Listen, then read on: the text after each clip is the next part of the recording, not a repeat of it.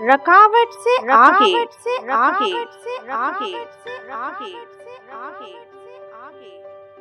Bye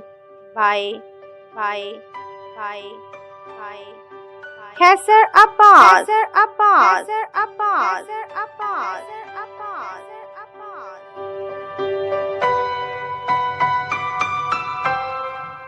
कौन है जो सर उठा के जीना नहीं चाहता?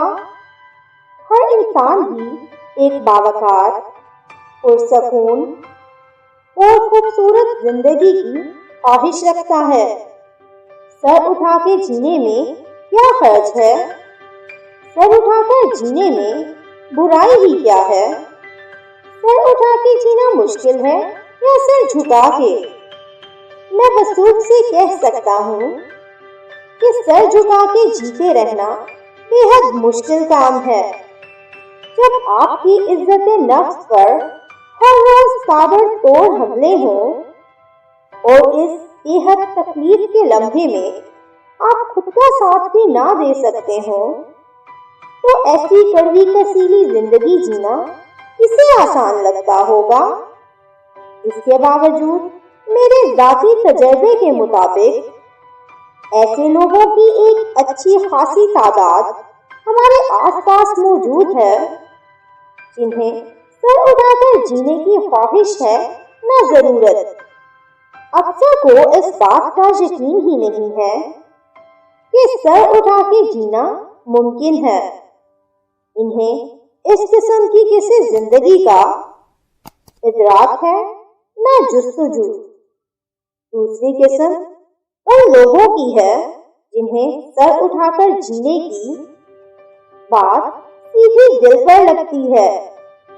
ये लोग उठ खड़े होते हैं, आगे बढ़ना चाहते हैं, अपनी जिंदगी को खुशियों और कामयाबियों से भरना चाहते हैं, लेकिन चंद कदम उठाने के बाद अपने रास्ते में आए रुकावटों से घबरा के रुक जाते हैं। अगला कदम उठाने की हिम्मत और सकत रखने के बावजूद वहीं के वहीं खड़े रहते हैं। सर उठा के जीने की तरफ जोश से लपकने वालों का बलबला ठंडा क्यों पड़ जाता है? उनकी मोटिवेशन के गुब्बारे से हवा क्यों निकल जाती है? उनके पांव बोझल क्यों हो जाते हैं? आंखें ख्वाबों के ताक़ुब में थक क्यों जाती हैं? कौन सी रुकावटें उनका रास्ता रोक लेती हैं? रुक जाने वालों के साथ तहकीक करने पर मुझे उनके रास्ते में हायल 6 किस्म की रुकावटें नजर आती हैं। आइए देखते हैं कि आपके रास्ते में उनमें से कौन सी रुकावट हायल है। पहली रुकावट, डर जिंदाबाद। डर ख्वाबों का दुश्मन है, एतमाद का कातिल है, कामयाबी का बैरी है, जो सर झुकाने में माहिर है। नाकामी के डर से हम कदम उठाने से हिचकिचाते हैं। अगर मैं इंटरव्यू में गया और नाकाम हो गया तो बड़ी बदनामी होगी। इससे बेहतर है कि मैं जाऊं ही नहीं, ताकि दूसरों के सामने शर्मिंदगी से बच जाऊं। मैंने नाकामी के डर में मुब्तला खुद से कई लोगों को ये कहते सुना है, चूंकि मुझे नाकाम होने का डर है, लिहाजा मुझे भाग जाना चाहिए। जबकि इसी डर के मारे कुछ लोग ये भी कहते हैं, चूंकि मुझे नाकाम होने का खौफ है, इसलिए तो मुझे ज्यादा मेहनत, ज्यादा कोशिश और ज्यादा तैयारी करनी चाहिए, ताकि मैं भागने की बजाय आगे बढ़ने पर ताकत खर्च करूं।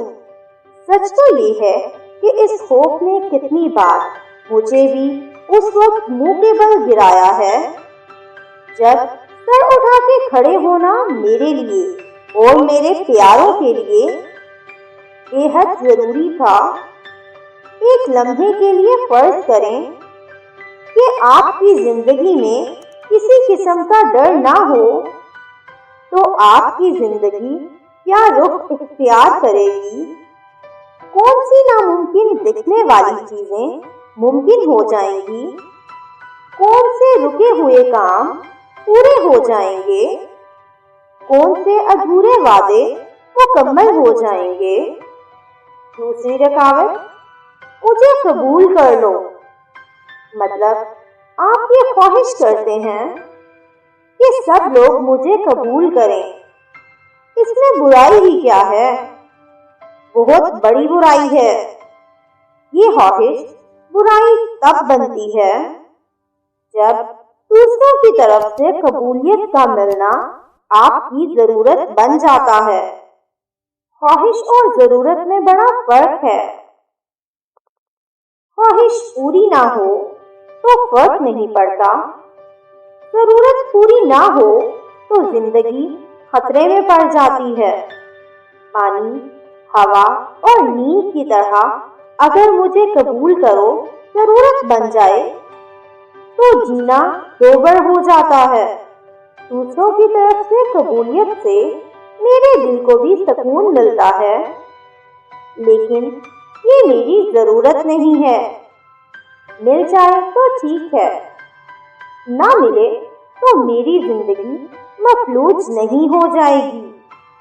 لیکن بدقسمتی سے کچھ لوگ اسے آکسیجن کی طرح ضروری سمجھ لیتے ہیں۔ کمرے سے کسی نے آکسیجن غائب کی یا آپ کی ذات کو تمغہ حسن کارکردگی نہ مل سکا، دونوں صورتوں میں آپ کی زندگی داؤ پر لگ گئی۔ جو ہی آپ کو لگا کہ کسی نے آپ کی ذات کی نفی کی ہے تو آپ کا سر اٹھنے کی بجائے جھک گیا۔ تیسری رکاوٹ، یقین کہاں سے لاؤں؟ کیا آپ کو معلوم ہے کہ آپ اپنی سوچ سے کئی زیادہ بہتر اور باصلاحیت انسان ہیں؟ حیرت میں گم ہو رہے ہیں آپ؟ جب مجھے پہلی بار اس بات کا پتہ چلا، میری تو دنیا ہی بدل گئی تھی، اور جوں میں نے اس بات پر یقین کرنا شروع کیا، اگرچہ یقین تھا کہ کمبخت آتا ہی نہیں تھا، میری زندگی میں ہلچل سی مچتی گئی۔ اپنے ہی خلاف اپنے تمام تر حربے استعمال کرنے کے باوجود کہیں نہ کہیں سے یقین کی ایک چھوٹی سی رمق میرے دل کے کسی کونے میں جگمگا رہی تھی۔ اس چنگاری نے میرے پورے وجود میں آگ لگا دی۔ کچھ کر گزرنے کا جنون میری نس نس میں بھر دیا۔ آہستہ آہستہ مجھ کو واضح ہونا شروع ہوا کہ میں واقعتاً اپنی سوچ سے کئی بہتر اور باصلاحیت ہوں۔ اس کے بعد جو یقین بڑھا، میری ذات کی بہتری اور صلاحیت بھی بڑھتی گئی۔ بہت سے ایسے کام جنہیں میں اپنی قابلیت کے دائرے سے باہر سمجھتا تھا، رفتہ رفتہ میرے لیے آسان ہوتے چلے گئے۔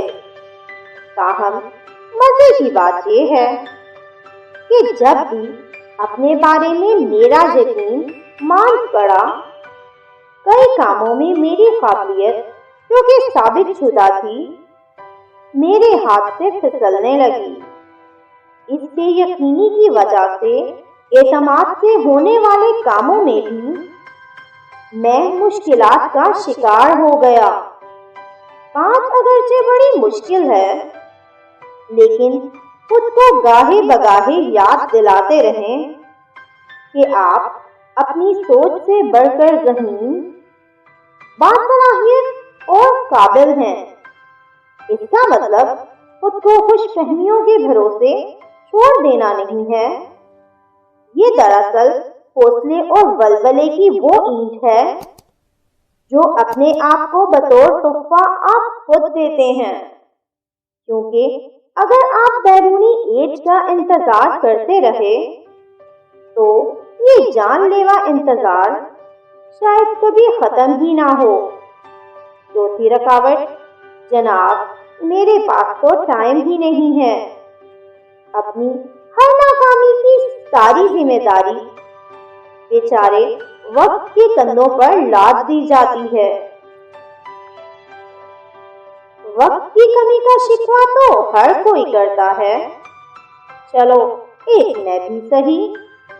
کیا آپ بھی تو ان افراد میں شامل نہیں جن کے پاس اپنی لینگویج کی مہارت بہتر بنانے، نئے علوم سیکھنے، کتابیں پڑھنے، اپنے شعبے پر عبور حاصل کرنے، اپنے ہنر پر دسترس حاصل کرنے، اپنے معاشی آزادی کے خواب کو پورا کرنے، اپنی صحت کو بہتر بنانے، اپنے پیاروں سے ناراضگیاں دور کرنے، اپنے دوستوں کے ساتھ موج میلا کرنے اور اپنے خدا سے ٹوٹا رشتہ جوڑنے کا وقت نہیں ہے؟ وقت تو سب کے پاس ایک جتنا ہی ہے، حکومتیں چلانے والوں سے کمپنیاں چلانے والوں تک، جہاز اڑانے والوں سے پتنگیں اڑانے والوں تک، سب کے پاس ہفتے میں 168 اور دن میں 24 گھنٹے ہی ہوتے ہیں۔ کیا وقت کی کمی کے بہانوں نے آپ کو اوسط درجے کا انسان تو نہیں بنا دیا؟ کیا برائی ہے اوسط درجے سے اوپر اٹھ کر اعلیٰ درجے کی کامیابی حاصل کرنے میں؟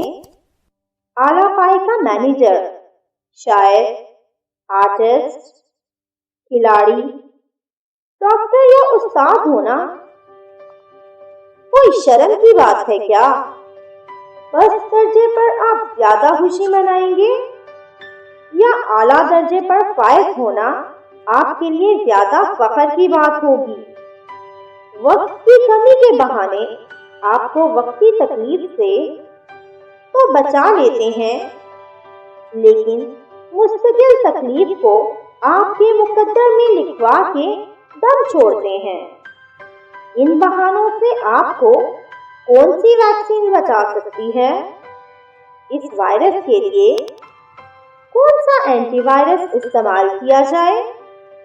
سب سے پہلے تو اس وائرس کی موجودگی کو تسلیم کیا جانا ضروری ہے۔ بہانے کا قبول کیا جانا ہی 50% چھٹکارے کا ضامن ہے۔ پانچویں رکاوٹ، میں تو بیمار ہوں۔ خود شکستگی کے مارے لوگوں کے پاس اپنے خلاف دوسرا بڑا ہتھیار صحت کی خرابی کا بہانہ۔ میں تو بیمار ہوں، کچھ سنا سا نہیں لگ رہا؟ کتنے ہی لوگ ہر وقت جب وہ بظاہر بالکل ٹھیک ٹھاک ہوں، نہ جانے کیوں دوسروں کو یہ ثابت کرنے پر تلے رہتے ہیں کہ ان کی صحت ٹھیک نہیں ہے۔ صحت کی خرابی کا بہانہ کر کے ہم خود کو بہت کچھ پا لینے سے روکے رکھتے ہیں جو ایک قدم اٹھا لینے کی صورت میں ہمارا بن سکتا ہے۔ لیکن کیا آپ ایسے لوگوں کو بھی جانتے ہیں جنہوں نے کسی قسم کی بھی جسمانی معذوری یا بیماری کو آڑے نہیں آنے دیا؟ آج میں ماڈل ٹاؤن پارک میں ایک ایسے شخص سے ملا ہوں جو پارٹ ٹائم ویٹ مشین پر واک کے لیے آئے لوگوں کا وزن کرتا ہے، لیکن دراصل وہ ہر قسم کے موبائل فون ریپیئر کرتا ہے۔ اور یہ جان کر حیران مت ہوئیے گا کہ موبائل فون کے نت نئے ڈیزائنوں کی مرمت کرنے والا یہ نوجوان شمشاد حسین آنکھوں سے بالکل نابینا ہے۔ ایسے ہی لوگ ہیں جو بہانوں کی زنجیروں کو توڑ ڈالتے ہیں، کسی مشکل کو نہیں مانتے، किसी तकलीफ को रुकावट नहीं समझते और किसी चैलेंज को खातिर में ना लाते हुए वो सब कर गुजरते हैं जिनके बारे में बाकी लोग सोचकर हैरान रह जाते हैं। मैं अपने फिटनेस कोच जीशान हैदरी से बस इतना ही कह पाया था। तो क्या बीमारी और सेहत की खराबी को आपके रास्ते की दीवार बनने दिया जाए? प्लीज आज ही से सर दर्द से दोस्ती तर्क करने का ऐलान कर दीजिए। सर दर्द तब होता है जब आपकी जिंदगी में कोई मकसद ना हो। आपके मकसद में इतनी ताकत होनी चाहिए जो सर दर्द जैसी रुकावटों को पिछाड़ सके। मेरी जिंदगी में ऐसे कई दिन आए जब जिस्म दर्द से दुख रहा होता था, टांगें अपना ही बोझ सह नहीं पा रही होती थी, नींद से आंखें बोझल बोझल होती थी और सबसे बढ़कर सुबह सवेरे उठने की बज़ाहिर कोई वजह भी नहीं होती थी। लेकिन नींद की मस्ती में खुद को मनफी बातें सुनाने की बजाय मैं एकदम जंप लगाकर बिस्तर से कूदता था। इस जंप में आज के दिन को जिंदगी का यादगार दिन बनाने का अहद होता था। बावजूद इसके कि इस दिन मुझे कहीं से कामयाबी की कोई नवीद मिलने का कोई इम्कान नजर नहीं आता था, लेकिन फिर भी मैं दिन का आगाज एक नई उमंग और वलवले से करता था। हर वो दिन जब मेरा दिल नरम बिस्तर में घुसे रहने पर मायल होता था और अपनी बात मनवाने की दर्जनों दलीलें दे रहा होता था, और कई बार इन दलाइल को सुनकर सचमुच मुझे सर और जिस्म में दर्द और थकावट महसूस होने लगती थी। मैं दलाइल को रद्द करके एक पुरजोश दिन की शुरुआत करता था और हैरतनाक अंदाज में दर्द और थकावट तुम दबाकर भाग जाते थे। क्या आपने अपने इर्द गिर्द ऐसे लोग देखे हैं जो हर वक्त तबीयत ठीक ना होने का रोना रोते रहते हैं? ये नासाज़ी तबीयत हमसे कितने मौके छीन लेती है, कितनी कामयाबियों के इम्कानात को हमसे मिलने नहीं देती है। आपकी रुकावटें क्या कहती हैं? किस चीज ने आपका रास्ता रोक रखा है? कुछ लोगों ने खुद को पछाड़ने का कुछ ज्यादा ही पक्का अहद कर रखा होता है। ये लोग अपने ही खिलाफ साजिशें करते रहते हैं, जो खुद को अपनी ही बेवकूफ़ी के जाल में फंसा लेते हैं। खुद को शिकस्त देने पर तुले अफराद की शनाख्त क्या है, बल्कि उनकी प्रॉब्लम क्या है? क्या आप किसी ऐसे शख्स को जानते हैं? नहीं। क्या आप खुद से कभी नहीं मिले हैं? क्या वाकई आपने अपने खिलाफ कभी कोई साजिश नहीं की है? अपने खिलाफ साजिश करने का मतलब समझते हैं आप? जब आपको इल्म हो कि आपने कहाँ पहुँचना है, आप अच्छी तरह से बाखबर हों कि पहुँचने के फायदे और ना पहुँचने के नुकसानात क्या हैं, लेकिन आप कदम उठाने की बजाय कदम हटाने की राह चुने, तो आपके अलावा और कौन है जो दुश्मन से जा मिला है?